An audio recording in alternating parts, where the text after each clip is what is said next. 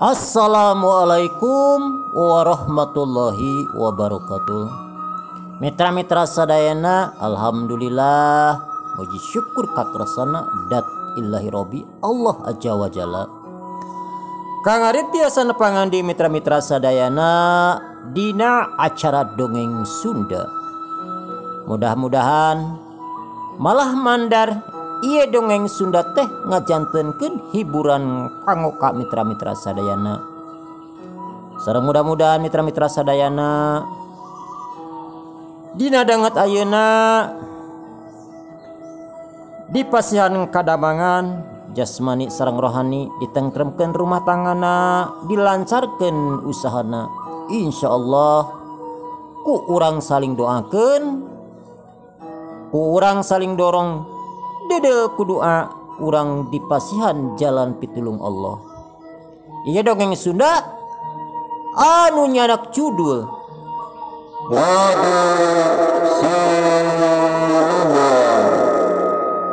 seri K27. Kamari teh nuju nyarioskeun nya di bumina Abah Satar. Nyata anu ngarencanakeun bade ngaracun Mang Kanta. Jadi tujuanana Abah Satar mah keukeuh we hoyong maragatkeun nyawana Mang Kanta. Kumaha ieu jujutan ieu dongeng anu salajengna? Mangga urang Bandungan, mangga urang kawitan bae. Der ah.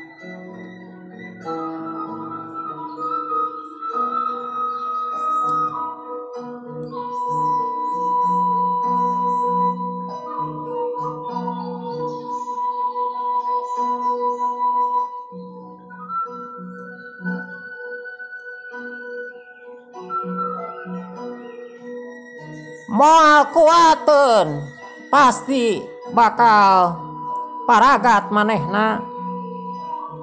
Moal kuateun sabab ieu racun nu diracik ku aki teh lain racun sambarangan. Aki teh nyeun racun teh cukup lila, ngumpul-ngumpul bahan nepikeun ka aki bisa. Tah kitu Satar, kitu cek aki lembing nerangkeun ka Abah Satar. Oh mohon ki, aduh nuhun pisan, nuhun. Owat boleh ular badir sing bisa dipercaya euy. Kitu cek Abah Satar. Ah mangga ki, mangga bah, ku abdi diestukeun pisan ieu tugas anu dipasieun ka abdi teh. Kitu cek si Munar jeung si Manir. Ngan kewe ulah ayeuna yeuh ena mah cekelan we heula yeuh racunna. Kitu cek aki lembing bari ngasongkeun bungkusan kap ku si Manir di cekelan. Ah kada tabu sabaraha ki abdi ka dituna. Kewe nya sakitar jam 12-an jam 1-an. Mane langsung ka ditu, hiji waktuna warejit di dinya datangna, nomor kaduana ameh teu loba jelema teuing, tah kitu. Ah mangaki atuh geus beres babadamian mah anu saterusna sararea ngobrol deui bari nungguan waktu nyaeta nepikeun ka tengah peuting. Ayeuna kacatur Mang Kanta anu keur diimahna keur nangkep tuur we bari ngahuleng miraga meneng. Kumaha pilakueun? Karasa sedihkeun kina moal aya keur Mang Kanta teu tega ningali pamajikanana anu beuki lila beuki dieu awakna boleksek. Ubar-ubar naon atuh ningali budakna janguhi anu terus cerik ngabangingit geus teu kuateun, malahan mah geus kaluar nanah ku sabab manehna hayoh digaroan. Aduh kumaha aing geus kieu, bingung aing geus kieu. kudu naon nu dilakukeun ku aing kitu cek Mang Kanta. Geus kitu pok Mang Kanta nyarita ka Binyai. Nyai, akang rek kaluar heula sakedeung. Sugan jeung sugan akang aya cara ari di luar meureunan sugan we. Akang bisa pikiran teh rada tiis rada ngemplong. Kitu cek Mang Kanta. Nya Kang, aduh nya sok we, aduh Akang ateul. Aduh ateul Akang. Nya Nyai sing sabar we kumaha atuh da Akang teu bisa ku kumaha. Mak, ya ujang mate mak.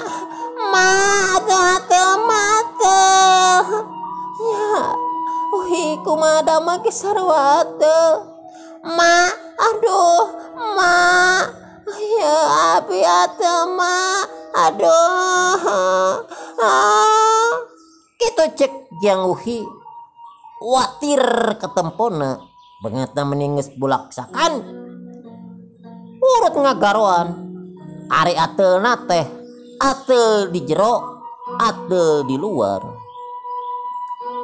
Mang Kanta teu kuat nempo anakna jeung pamajikanana anu bener-bener kasiksa kop kana bedog anu saterusna crut Mang Kanta turun ti imahna rek nuju ka kebon. Dirinya macan aya saung bari rek ngahuleng bari rek mikir eta tempat teh atawa kebon teh anu harita dipake begalan basa tarung jeung basatar. Kampung Jegang bener sora rame anu sareuri pang-pang namah budak keun ari kolot mah bisa nahan.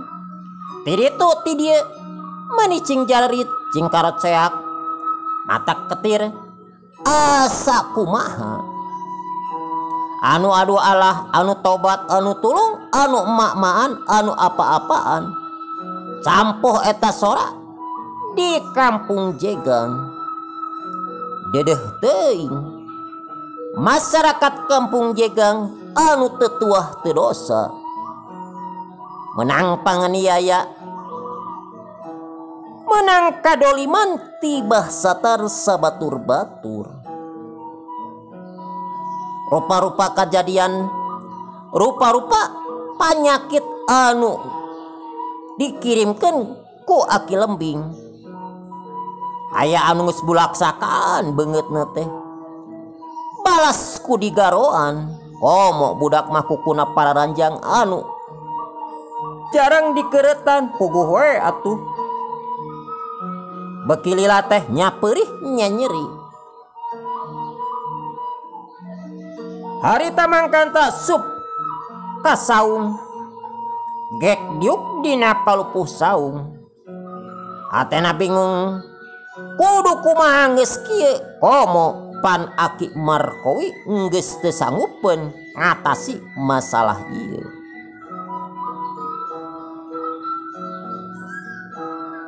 Keur ngahulang kitu dina pikirna kabayang basa manehna tarung jeung Mang Kanta.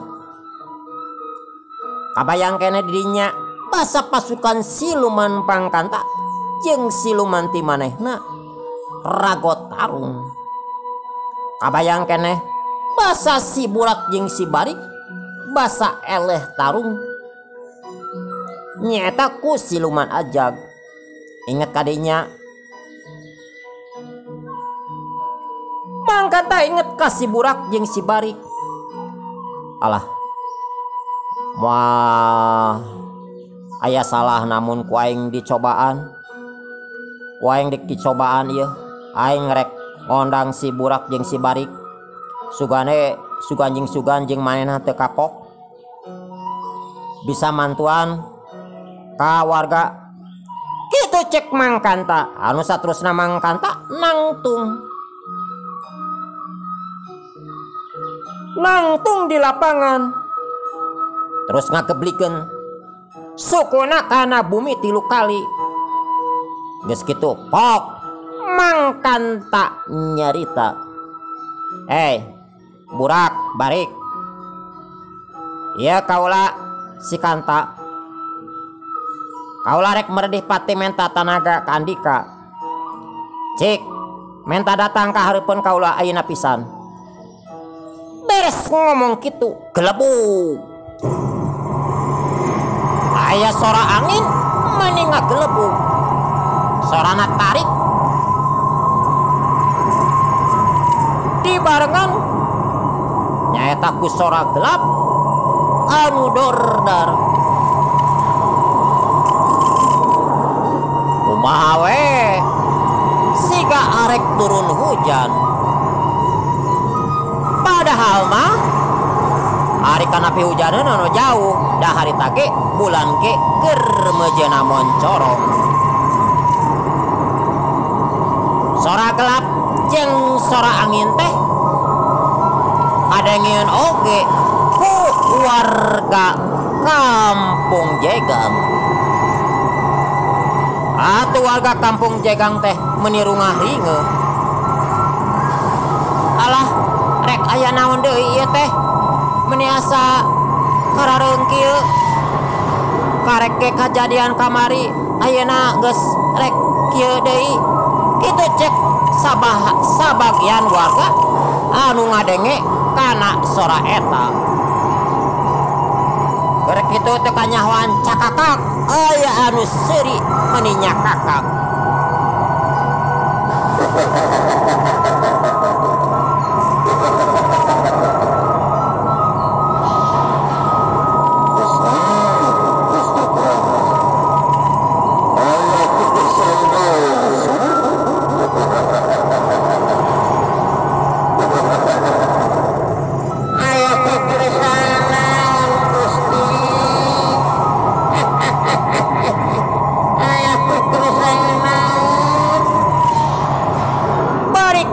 Cilek aya dua makhluk anu narangtung didinya. Si horeng eta teh si Burak jeung si Barik nyaeta siluman sero. Barik kitu cedok si Burak jeung si Barik nyembah barengan jeung eta las sora gelap jeung sora angin teh ngiles.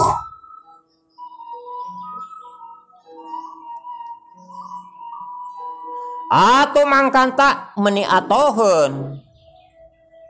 Mangkanta meni atoheun si Burak jeung si Barik geus aya hareupeun. Geus aya hareupeunana.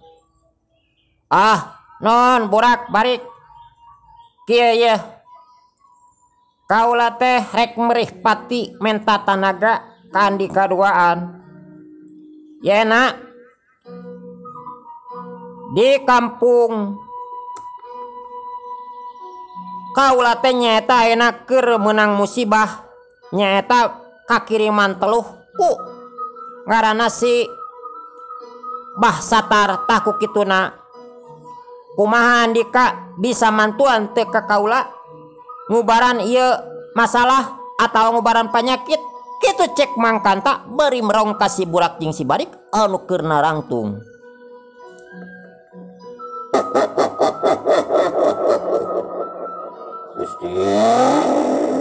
Gusti Konto kepalit banget sih kan masalah itu kaula bakal diberesan kalapan yen alun yang perilaku kita si Konto semangat kaula bakal dibalikeun di ka asalna. Mohon Gusti Kanta tanghari wangsur sapanjang aya keneh kaula. Kitu cek si Barik. Atuh mangkanta teh meni atoheun ka cida. Ngadenge kasanggupan si Burak jeung si Barik. Nya syukur atuh Burak Barik ari maraneh mah sanggup mah syukur pisan. Sandika Gusti Kanta. Allah aina bade miang, bade ngajujuk. Ka bumina si Kanta puji si mabdi sejadi berat abiksu. Bareng anjing eta gelebug, sora angin ngagelebug. Sorana seah lain dikieuna. Sorana tarik marengan ka na inditna nyata si burak jeung si bari. Si burak jeung si bari ngabiur arek nuju ka imahna pangkata. Tekung si lila bareng jeung leungitna eta wujud. Si burak jeung si barik las sora angin jeung sora gelap teh ngariles deui.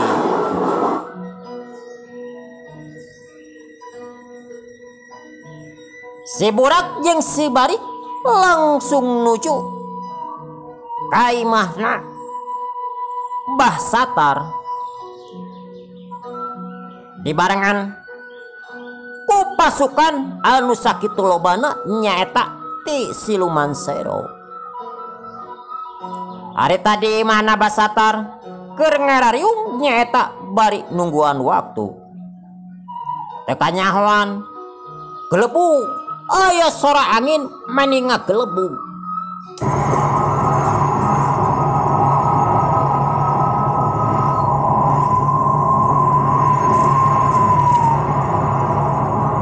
Dibarengan ku sora gelap anu dordar.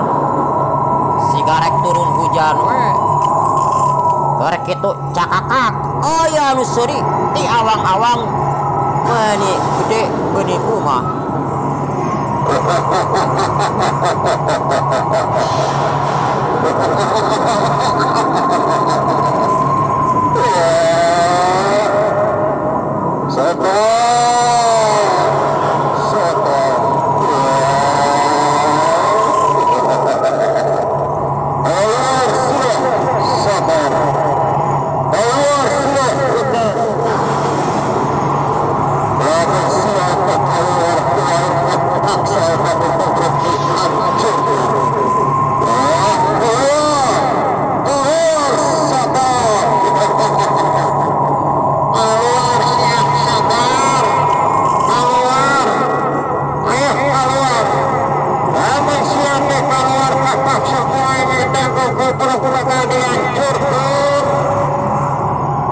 Gitu cek si burak jeung si barik ngancam.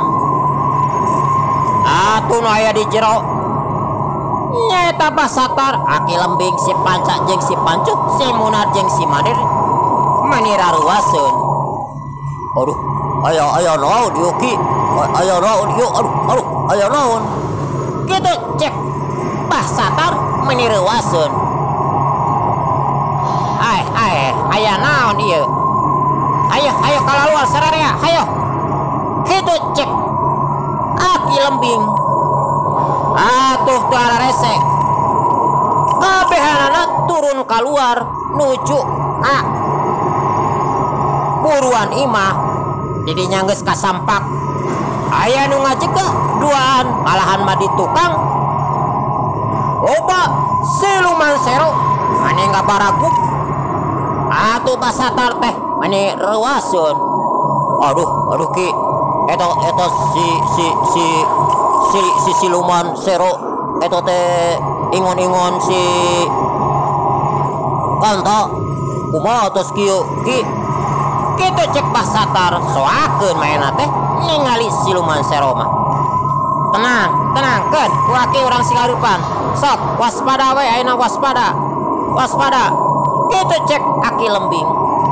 Ari hatena ge manehna ge sarua we siut ari ningali siluman mah. Cakakak. Si burak jeung si barik seuri.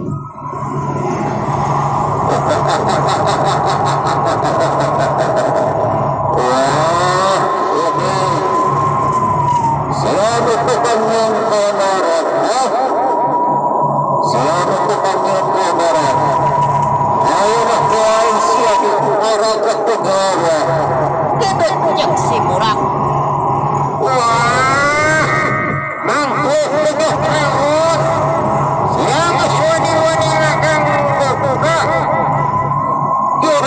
kata nyaita tak Gusti kata oh pembalasan Nyai gitu cek si bari ke sarwa nafsuna.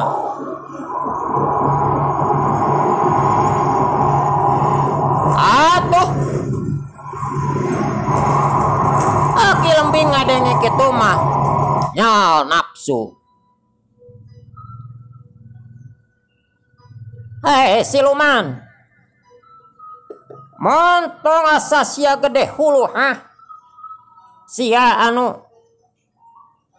jani tanggelan si kanta teh aing mah moal sieun kitu cek Aki Lembing bari melak cangkeng. Manehna estuning wani sabab cek pikiran anak manehna boga andelan ilmu nyaeta Batara Karang.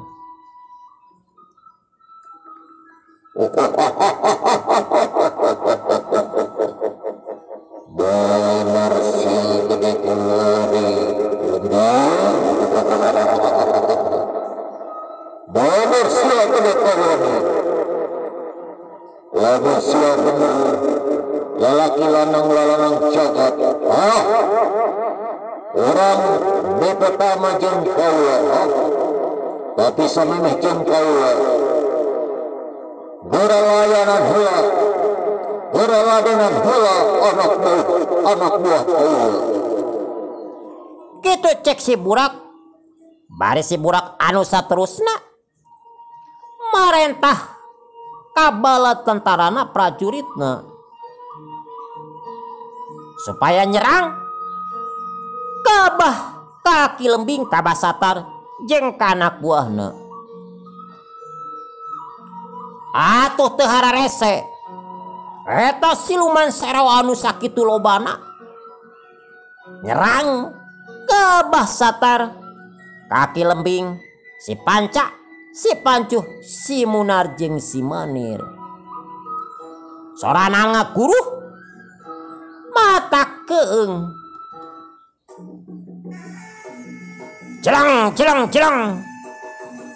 Siluman sero laluncatan nyerang. Atuh harita abah satar si Panca si Pancuh si Munar si Manir Aki Lembing tarung ngalawanan siluman sero. Harita siluman sero anu sakitu lobana teh ngaronom. Siluman sero anu sakitu ribuan lobana teh serepet. Aki Lembing mesat bedogna.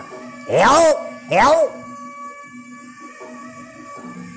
Eta siluman sero dipapak ku bedogna. Sorangan mending ngaheung parik. Bobohan dibarengan ku ajian. Cileng. Harita loba nu brut-brut kasabet ku bedogna. Aki Lembing siluman sero brut-brut getih mani ngabayah ya. Anu akhirna lusles laleungitan. Celeng siluman sero luncat gep kana punduk Aki Lembing. Terus dikegel. Tapi lain dikieuna. Kulit Aki Lembing iap. Bobohan Aki Lembing ngagem ajian Batara Karang. Cakakak Aki Lembing seri. Hayo siah beakeun kunyuk. Siluman sero hayo. Gitu cek Aki Lembing. Atuh siluman sero teh gerowok kana tuur kana ceuli terus Aki Lembing pada ngaraponan. Aki Lembing ge teu cicing dogna putbet terus ngahantem siluman sero. Loba siluman sero anu sirahna buntung sukuna peteungna loba pisan. Hari-harita si Panca si Pancuh si Munar jeung si Manir ge sarua diraweg pada ngerweg ku siluman sero pedogna anu butbet ngahanca siluman sero anu sakitu lobana bedogna putbet. Tapi sanajan manehna bedogna putbet anger we si Panca jeung si Pancuh dirawek ku ratusan sero anu rimbil dina awakna. Kep kana peheung kep kana awak.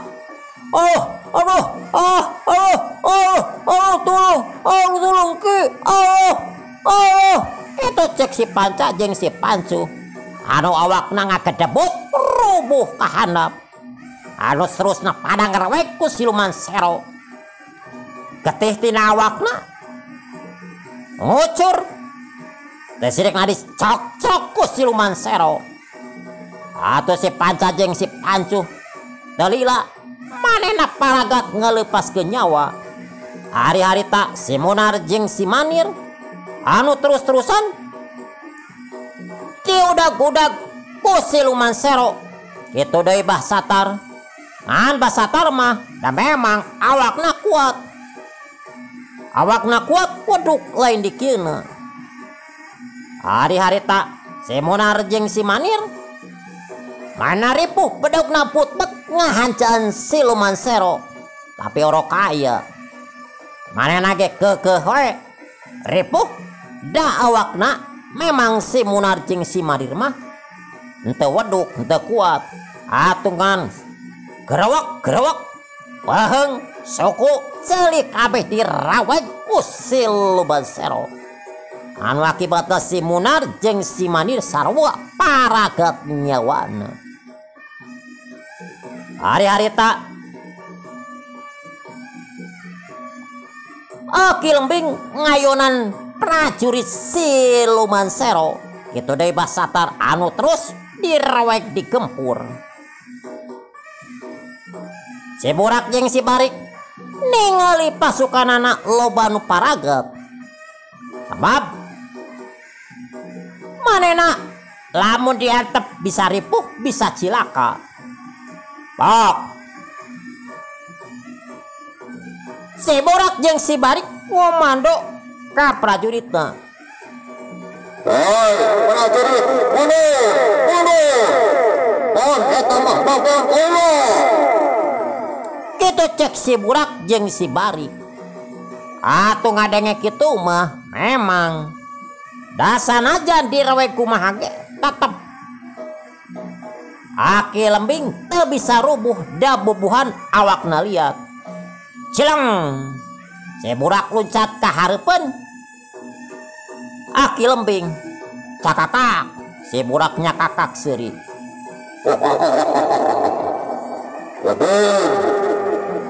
Jeung Allah buktikan kasakti maneh. Kitu cek si Burak. Atuh Aki Lembing manehna teh meuni molotot.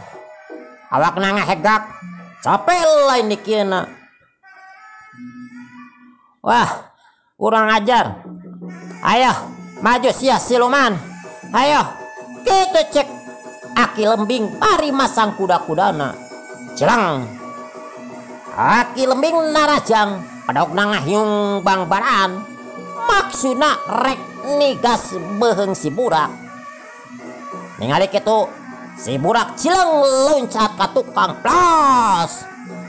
Eta bedog Aki Lembing teh ngageblos ngakan angin. Nolonjong. Awak Aki Lembing nolonjong. Dina kayan kitu heok. Suku si Burak ngahyung bangbaran anu saterusna ngagedor kana sirah Aki Lembing. Heok. Aduh. Aki Lembing ngagoak. Aduh sia, kujo kurang ajar. Kitu cek Aki Lembing. Bari manehna meungpeukan sirahna. Dina kayan kitu celang, si Burak luncat. Heok. Sukuna anu cebrag tur buluan jeung bawa bau hanyir. Maksudna rek ngajejek sirahna Aki Lembing. Tapi Aki Lembing ningali kayan kitu. Sakilat Aki Lembing ngagorentelkeun awakna. Plos. Jejekan si Burak ngageblos ngakan angin. panel. Aki lembing hudang deui. Anu saterusna masang kuda-kudana.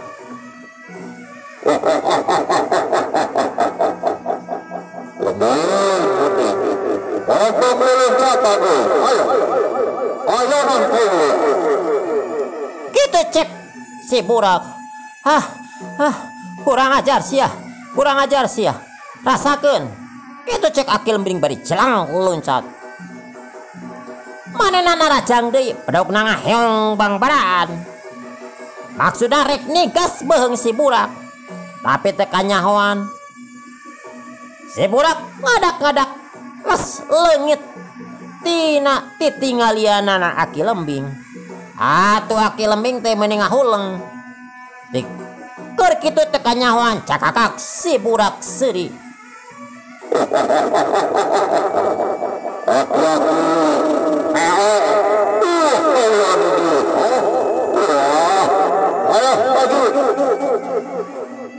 Gitu cek si burak. Atuh Aki lembing teh malik deui. Breh, di tukangeun geus aya si burak. Atuh Aki lembing teh lain di kieu nafsuna celang loncat. Yauk, pedogna. Ngaheong bangbaran maksudna arek ngalatak-takna si burak. Yauk, terus eta pedog keuna pisan kana tak-takna si burak. Teh sirikna awak si burak jadi dua. Cakakak. Aki lembing seuri meuni ngabarakatak bungah ningali si burak awakna jadi dua ku bedogna. Ayo sia maju siluman sero. Siluman buset sia. Awa ngasakitu pangga bisa kieu sia teh. Kitu cek Aki lembing bari melak cangkeng. Teu kanyahoan cakakak. Si burak seuri malahan mas si burak teh jadi dua.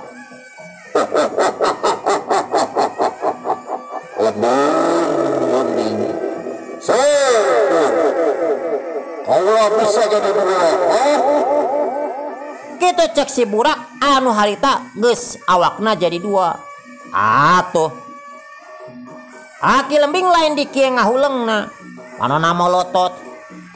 Manehna unun-unuran awakna ngahegak pok nyarita ngagerentes dina hatena. Aduh, kurang ajar abong siluman. Dikadek dua. Dikadek jadi dua. Aduh, kumaha geus kieu. Kitu cek Aki lembing bari undur-unduran.